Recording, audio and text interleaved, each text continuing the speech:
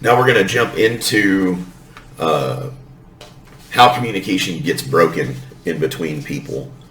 And I decided not to go the business route of this particular topic because everything that I've talked about so far and everything that I continue to talk about is based on relationships with other people and how to maintain healthy relationships with other people. And I think that that's something that people struggle with more than anything. And I think if you can get the basic fundamentals of how to communicate with other people on a personal level, it will make you successful in business. Yeah. That's been my experience. I'm more successful at my job and at my company with my communication skills because I've worked on improving my communication skills on a personal level with everyone that I interact with. How to interact with men, how to interact with women, how to interact with platonic relationships, how to interact with romantic relationships, how to separate. Like all of these things are factors when it comes to communication, and we handle ourselves differently, right? Yeah. I'm going to be, for instance, let's just say, for instance, there's a woman that you're interested in. You're going to communicate in a much different way. Your body language is going to read different. Your eye contact is going to read different. Yes. Your tone of voice might even read a little bit different depending on who you're talking to. Like, I'm just keeping it real with you, right? Like, when I'm talking to a girl that I'm interested in, there's a part of me that I tap into that is more smooth, more soft-spoken, more deliberate with my words, more patient and understanding than if I'm just cutting up with the guys and jiving and jabbing, you know what I mean? We're breaking each other's balls, we're cracking up about this or that. It's a lot different vibe. And that's okay. We communicate differently within different relationships and within different circles. And learning how to compose ourselves in different situations is important. But is that not also like a form of manipulation, though? I don't think so. I think it's just different aspects of your own personality. Yeah. How I act with the guys doesn't mean that I'm being manipulative because I don't act like I do with the guys when I'm at church. Yeah. You know what I'm saying? Yeah. When I'm cutting up on the porch at the clubhouse with just a bunch of dudes out there and how we behave when there are women present in mixed company, I don't feel like that's a manipulation. I feel like that's recognizing that there's a time and a place. Yeah. You know what I'm saying? There's a time and a place for me to say fuck. There's a time and a place for me to drop the word pussy. Yeah. And there's a time and a place when that's not appropriate. Yes, sir. You know what I'm saying? And I didn't know that when I got sober. I had been so far removed from how to behave that I behaved like an animal. Mm-hmm. And I cussed constantly. And I said foul, inappropriate shit constantly in mixed company. It literally took another man, a sponsor, another man pulling me aside and grabbing me by the arm and saying, hey, we don't talk like that in mixed company. Yes, sir. And I said to him, what do you mean, mixed company? You mean drug addicts and alcoholics? And he said, no, ding dong. Men and women, that's mixed company. I needed it to explain to me. Because I was so far removed with my behavior and the crowd that I was running with and the seedy and shady people that I was running with, there was no filter. And if you had a problem with the way that I talked, we could go outside and handle it.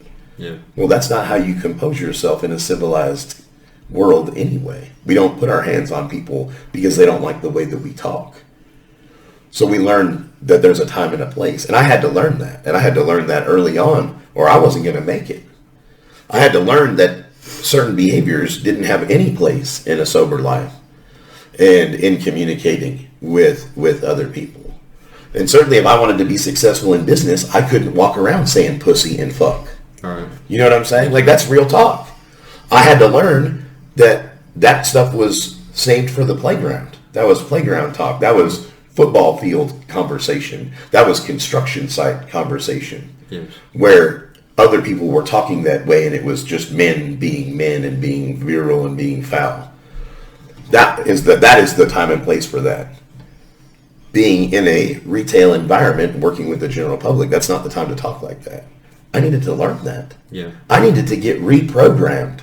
Thank God for the program of recovery for reprogramming me because my brain needed to be washed. Mm-hmm. So let's get into how communication breaks down. I'm kind of getting off on a tangent, which I do. So some of the things that break down in communication is seeking to be right rather than to be heard. I feel like a lot of times people are so caught up in the moment, especially when feelings get involved. I feel like we get more caught up in wanting to be right than wanting to be heard. And I try to approach every situation now from a perspective of solution. Things are off the rails. How can we get it back on track? I feel like you're not hearing me. I feel like you misunderstood something I said. How do we get that back on track, right? Like, you hear people say all the time, would you rather be happy or would you rather be right? Mm-hmm. Well, in the moment when I'm heated, I think being right will make me happy. Yes, sir. Right? Yeah. I mean, if I feel like we're having a misunderstanding and I can convince you to see my side and convince you that I am right, then I'll be happy. Yes. When in reality, if I just shut the hell up and hear your side, wait for you to acknowledge that you understand where I'm coming from and you just disagree, and accepting the fact that we can disagree. Yeah, being open-minded. 100%. 100%. And that's where I'm so grateful for recovery, and I'm so grateful for the basic fundamentals that I learned there, right? Willingness, open-mindedness, honesty. Because those things have been paramount in every other aspect of my life, and it's been paramount in my growth in every other aspect of my life. Lack of respect.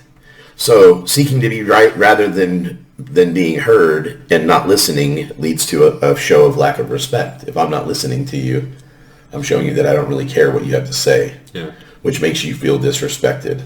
Feels like your feelings don't matter, right? And that leads to negative nonverbal cues. You're going to feel disrespected. You're going to, well, I no longer need to hear this shit. Yeah.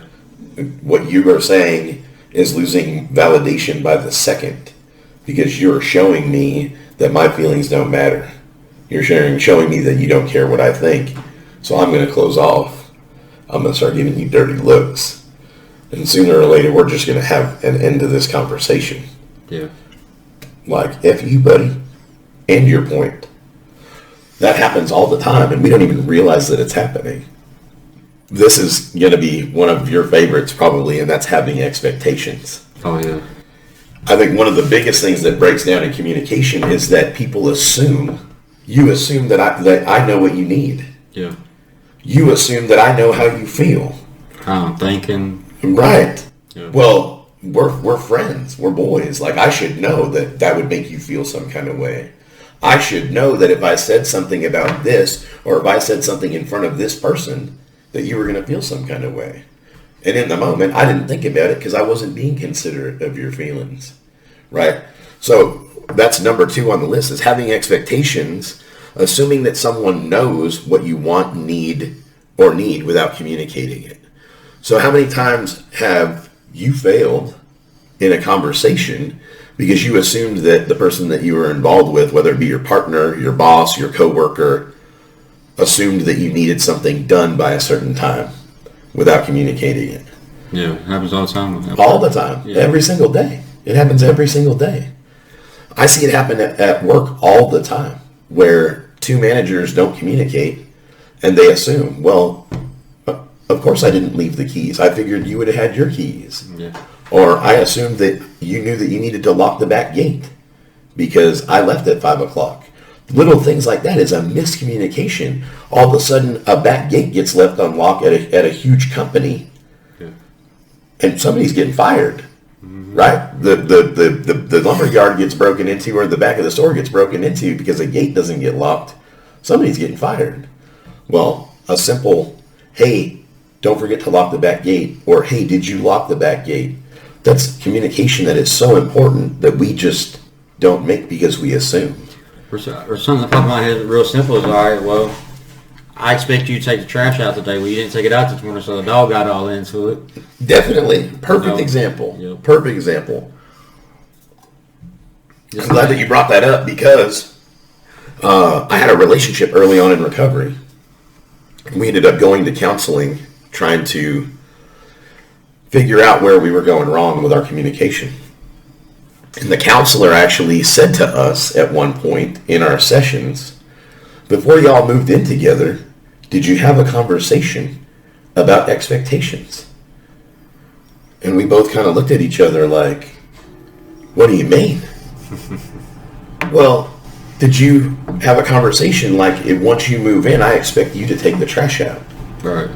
I'll cook and I'll do the dishes, but I expect you to take the trash out every single day before you leave for work. Well, no, we never had a conversation like that. Or I'll do the dishes and I'll do the laundry, but I expect you to mow the yard every morning at 8 o'clock, every Saturday morning at 8 o'clock. Yeah. No, we never had that conversation. But guess what? That was an expectation. Yeah. And it was an expectation that we fought about. The expectation that taking the trash out every day was going to be my job. And that the shopping and the meals were going to be her job was not a conversation that we had. Or that I was going to mow the yard every Saturday. I'm a city boy from California. There's not a lot of yards being mowed. And if they are, they're being mowed by a gardener. That's just the cultural background that I grew up in. Hell, most of the people here have their yards mowed, or they own a ride-a mower because their yards are so big that they don't get out and push a mower around their front yard or their backyard. Yeah. The point is that those were assumptions that were made and never communicated. Unspoken expectations. Yeah. Just real quick, one of my biggest expectations that I still struggle with is I have a real good friend of mine that lives in a recovery house with me, right? And so I expect him, because I know his how good he is in his recovery, how good spoken he is. So I expect him to be further along in his recovery than what he is, or I expect him to be where I'm at in my recovery.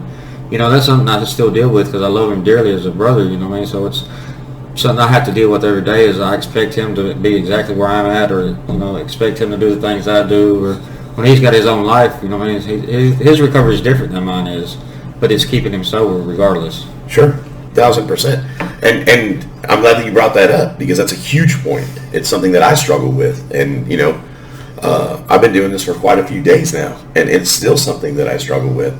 And my problem is I feel like I set the bar real low for myself. I feel like I set the expectations of myself real low. So I get this self-righteous judgment. Yeah. Man, if I could do that, then anybody should have been willing to do that. Mm-hmm. But that's not realistic. Like you said, we can't expect other people to be where we're at. Yes. We cannot expect ourselves from other people. And we do. Everybody does. I know lots of people who are normal or not in recovery who expect themselves from other people. They expect other people to be as moral as they are, or to have as good a judgment as they do.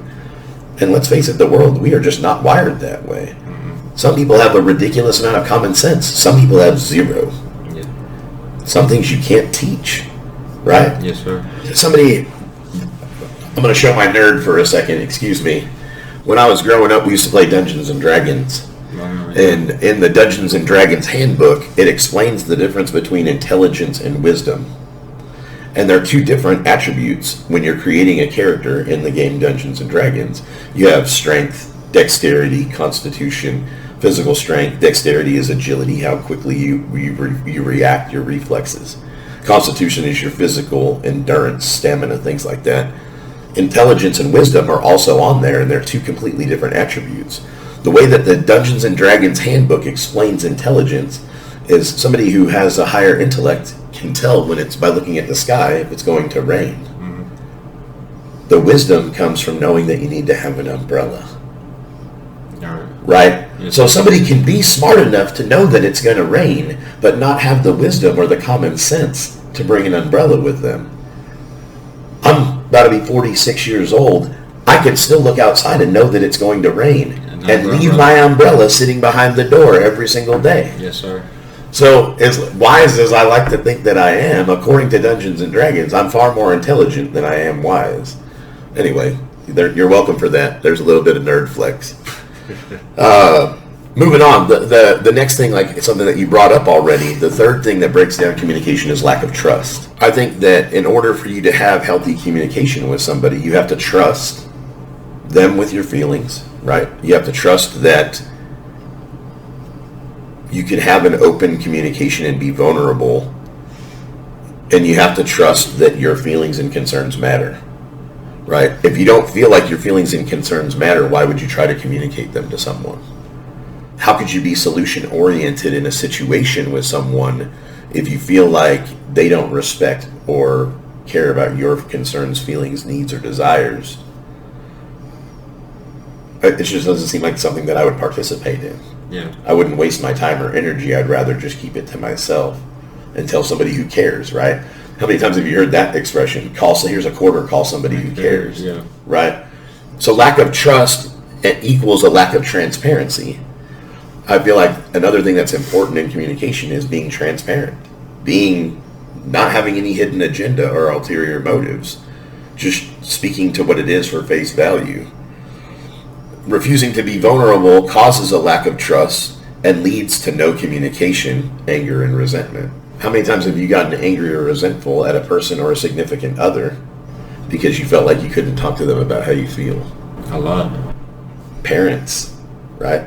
Co-workers, parents, brothers, right? Sisters, just a lot. Right. Where you feel like you really need to sit this person down and say, hey man, it made me feel some kind of way when this happened. But you, A, feel like they don't care. B, feel like they're going to judge you or look at you different, right? Like we talked about that before we even started tonight. Yeah. You know, fear that I'm going to be looked at as weak or like I'm a bitch because I want to talk about my feelings. Well, I'm trying to be transparent and I'm trying to be vulnerable. And that comes back to who we allow access to us. Yeah.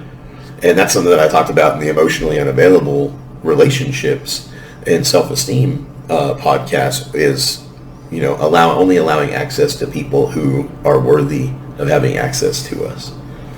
Yeah, I think it's one of my defects is I'm too vulnerable at times, and like with some expectation, I expect other people because maybe I'm so kind-hearted or so nice that I can open up to certain people, and then they want to take advantage of me.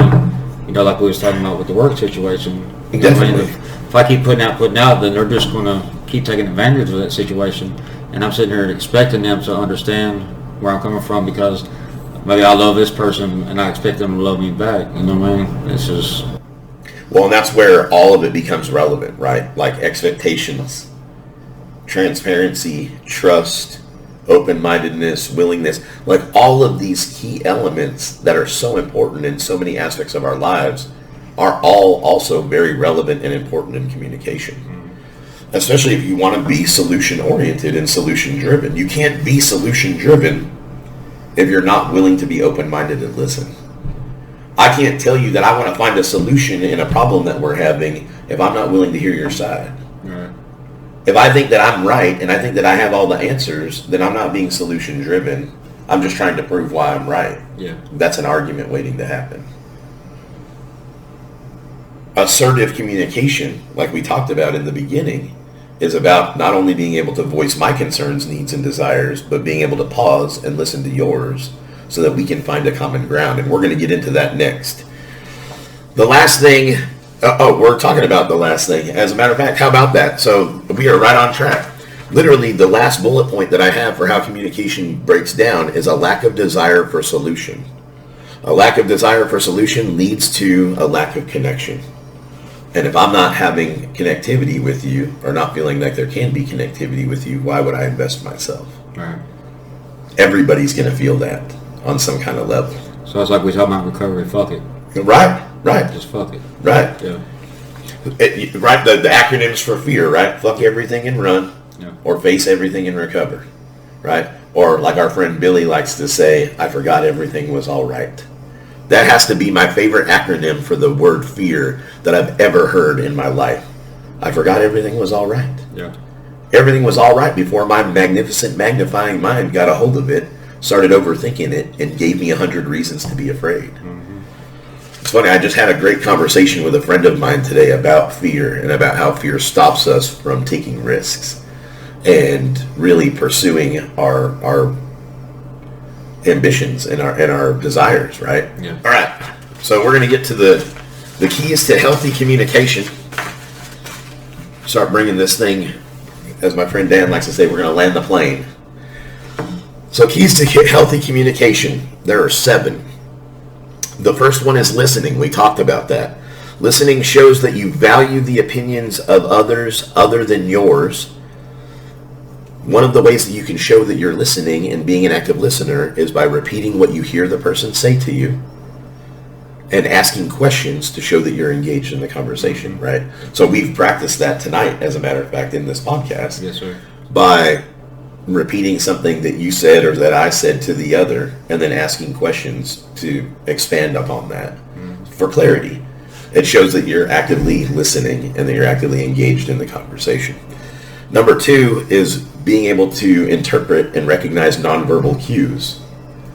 You nailed it when we sat down, right? The very first one is, it's a nonverbal cue. Like, I don't want to hear this. Yeah. Without saying anything, I've told you, like, here we go again. I'm scoffing, I'm growling, the eye roll, right? Yes.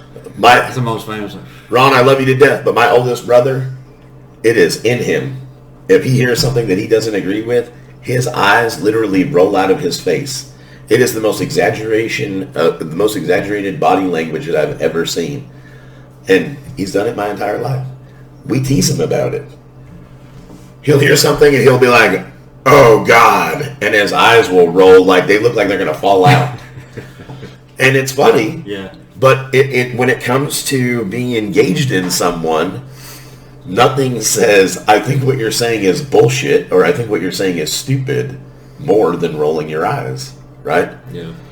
So nonverbal cues, we need to learn to accurately interpret body language, eye contact. Over half of communication is nonverbal. If you think about that, literally the breakdown is 55% of all communication between human beings is nonverbal. From smiles, I like what you're saying. Yeah. Right? Like, think about any time that you're engaged in a conversation with a female and you like what she's saying. You get a big old blubbery smile ear to ear on your face, Yes. right? Yeah.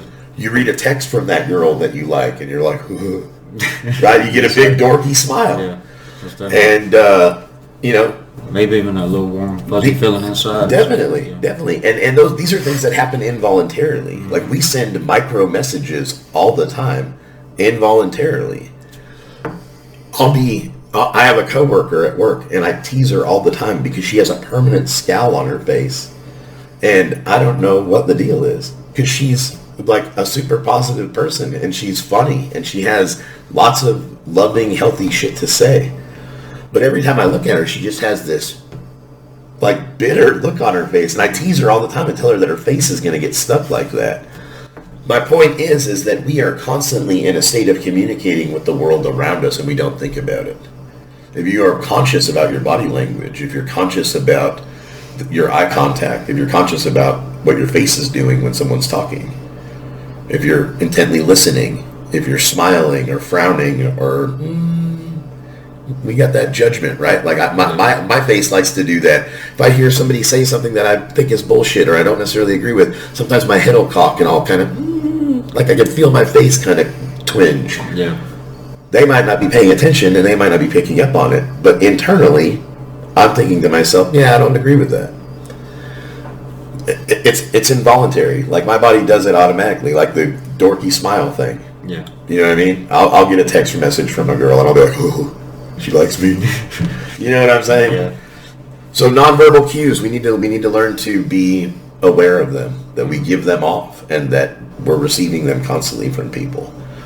And we have a friend who, he'll give you a look in his eyes like, man, this is friggin' retarded, and his face will smile. But when you look at him and he gives you that look, that he thinks whatever is happening in that moment is absolute bullshit. Yeah. It's a nonverbal communication. He can give me that look anytime, any day, anywhere, and I'll smile and nod because I understand what he's saying to me with no words. Yeah, I believe I know who you're talking about. Yeah. So nonverbal cues, and the more we learn people, and the more we learn the people who are close to us, the more we can pick up and read on those. And we can adapt, right? Like, we can adapt a conversation. If you're speaking to a significant other and their body language changes or their nonverbal cues indicate to you that they're feeling some kind of way, you can say, oh, would you rather we do this? Yeah. You can literally redirect the conversation without them telling you that they need you to do something different for them. So learning to see and interpret nonverbal cues. Number 3, confidence. Having confidence in communication. having confidence when we're talking to someone. Self-assuredness, in order for others, the notes that I have is that in order for others to trust and have confidence in what you're talking about and what you're communicating, you need to have trust and confidence in what you're talking about. Yeah, so that's probably my biggest area that I have problems with is my confidence. Just because of my addiction, before my addiction, like I was telling you earlier, I had a really high confidence then through my isolation and depression. Like I said, I don't know how to communicate as well. It's because of my lack of confidence. My courage has went away, and I'm gaining that back now, but it's a process that takes time. Well, and it is something that takes time. And that comes with self-esteem and self-worth. And again, that's where all of these things that we're talking about, all of these topics that I'm talking about week after week are all relevant, right? Like the tentacles of each one of these things reach into something else. So self-worth and self-esteem absolutely plays a part into having self-confidence and confidence in communication. Mm-hmm. Being knowledgeable about what you're talking about gives you confidence in communication, gives you confidence in the subject matter.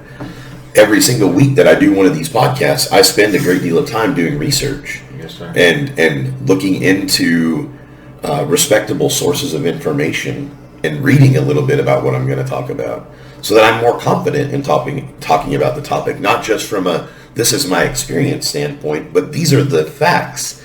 These are the psychological facts. These are the actual facts and key points in business communication, key points in relationship communication, and how to have healthy communication. Like these facts that I'm bringing up are things that I've researched, mm-hmm. and I have practiced them and experienced them in my own life.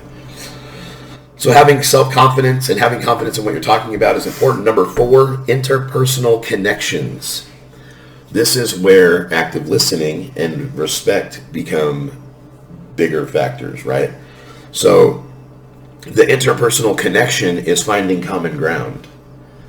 One of the things that makes addicts and alcoholics so qualified to help one another is the fact that we have common ground, right? Yeah. Like it talks about in our literature that we are like survivors of a shipwreck. That we understand a common peril like no other. Right. So we are uniquely qualified to help someone else with the problem of alcoholism or addiction.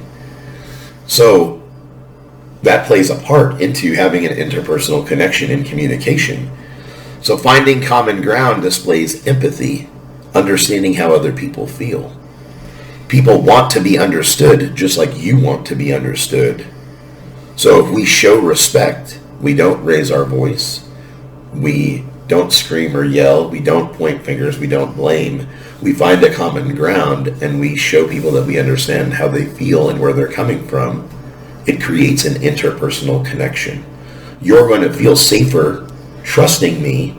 You're going to feel safer being vulnerable with me if you feel like not only I care, but I understand where you're coming from. Exactly. Even if I don't agree, I cannot agree with what you're saying or your point of view, but I can understand how you feel and why you feel the way that you do, right?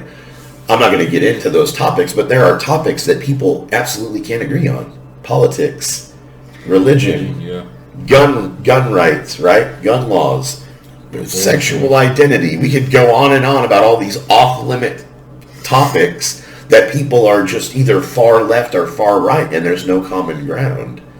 And I think that the real solution comes from being able to understand and empathize and being able to disagree. Yeah. Right? Yeah, like, healthy. I don't have to agree with somebody and their standpoints on abortion. I can understand why they feel that way. I can understand that they're coming from an educated place or a scientific place. They don't have to understand or agree with where I'm coming from. But if we can respect each other's opinion, we can have common ground. Yeah. We can say, okay, that's your side of the table, this is my side of the table, but we can both share the table, right? And I think that that's healthy communication, being able to share that commonality, and so much of that gets lost because people are so convicted to their beliefs and so convicted to their right, needing to be right rather than needing to be heard. Yeah. It's all relative. It's all attached. Number 5 is writing skills. Writing communication. Writing should be clear. It should be brief and informative. one of the things that I suck at is I'll write, and I write like I talk. I'm very long-winded. It's so important for me to be understood and for me to make my points that I'll write an email that's 7 pages long about a 15-minute conversation. Yeah, I remember that text you sent your mom. Page after page. I know what Right. So, and that carries over into my work life. Like, my coworkers will tell you, like, oh, Jesus, like, I stopped reading after the first paragraph because I give so much extra information because I want to be understood. Yeah. I want to be heard. I want people to empathize with where I'm coming from. I think you want to be understood, but you also don't want to be misunderstood. 100%. You're absolutely right about that. Yeah. And that's one of the big focuses of this podcast is that, you know, we talked about that before we came over tonight. It is, I don't want it to exclude anyone. I don't want anyone to feel left out. I don't want anyone to feel like it doesn't apply to them. Yeah. I'm trying to walk this line of, you know, people of faith and people that are atheists, because what we're talking about is relevant to everyone. Yeah. Regardless of my spiritual beliefs, regardless of your spiritual beliefs, what we're talking about is relevant to everyone. Yes. Every human being walking this planet needs help with communication. Yeah. We would hardly be human if we didn't. So writing skills are important. Not avoid long-winded conversations or explanations, and avoid excess information. It's my biggest area of opportunity for sure is when it comes to work is business emails. Verbal skills. Practice speaking in softer tones, softer language. Try to resonate with your audience, your ideas, your thoughts, and your opinions. So I'm getting a lot of practice doing that right now, right? We talked about walking that line and being soft-spoken and not being too edgy and not being too aggressive with my language, but still wanting to reach the people who understand curse words and who relate to curse words. Yes. I've dropped a couple tonight intentionally for that reason, to keep it edgy, and we talked about that, right? Like, I don't want to offend anyone and turn anyone off to the information, but at the same time, I don't want to exclude people who do relate to cursing. Yeah. I look like a person who curses. At the end of the day, you're just being you, though. Right, 100%. And like you said, we don't want to be manipulative with our behavior either, right? Like, I don't want to manipulate people into thinking that that's not who I am, or that's not a part of who I am. So verbal skills, practicing verbal skills, speaking in soft tones, being respectful, and trying to communicate your ideas, concerns in a positive and optimistic way. The last thing is teamwork skills. Teamwork skills, we need to put aside our personal differences and work toward the common goals with others who have different ideas and skill sets. How many people do you work with in the recovery community who have completely different ideas and who have completely different skill sets than you, but you are trying to get to same goal, a common goal, yeah, right? Every one of them. Right, yeah. Right. I see it daily. I talk to lots of people involved in the recovery community, and I talk to lots of people involved in, you know, Celebrate Recovery and in Fresh Start Recovery and in the 12-step programs. I talk to lots of different people that are involved at lots of different levels, and everybody has the same goal, and that's to help people and to reach as many people as possible. But we all have different skill sets. We all have different ideas. And how many times I can tell you that there have been several times that I've been arguing this different side of the same coin. You know what I'm saying? Like, I've had that experience with the staff at Fresh Start, where we've been arguing till we're blue in the face. We're both trying to get to here. Yeah. But I see the path as being this way, and somebody else sees the path as being this way. And if we can learn to listen and compromise, the path might be together right down the middle. And that's where communication and working together and being able to listen and be respectful becomes so important. And that's where it does become teamwork, where it becomes compromise and actively listening. So those are the 7 healthy keys, or the 7 keys to healthy communication: is listening, nonverbal cues, confidence in what you're talking about, interpersonal connections, writing skills, verbal skills, and teamwork skills. Wrapping up, I'm just going to say that I believe that the most important elements to healthy communication are willingness, open-mindedness, honesty, first and foremost. Like, it's amazing how those three things just keep reoccurring in my That's how life. it works. It's the how, right? The honesty, the open-mindedness, the willingness is the how. Then on top of that, you've got the trust, the transparency, and then being solution-driven. If you approach every situation as wanting to find solution, and you can be transparent and trust the person that you're communicating with, you can do that in an honest way, you can maintain being open-minded, and you can be willing to listen and be willing to compromise, it's almost impossible to fail.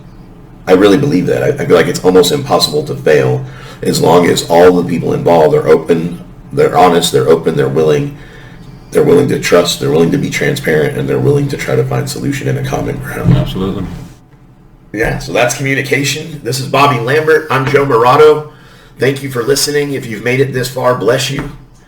We appreciate the support. We are A.P.E.S Development. We are about accountability, positivity, emotional and spiritual development. If you like what you heard, please subscribe to the channel, like, comment, subscribe. If you want to hear us talk about a specific subject, please leave it in the comments. If you think I'm full of shit, again, please leave it in the comments. I don't care what you say about me as long as you talk about me. Amen. I'm Joe Morato, and this is We Are A.P.E.S. Thanks, Joe. Thank you for coming on the show, Bobby. I love you, brother. Thanks, bro. Yes, sir.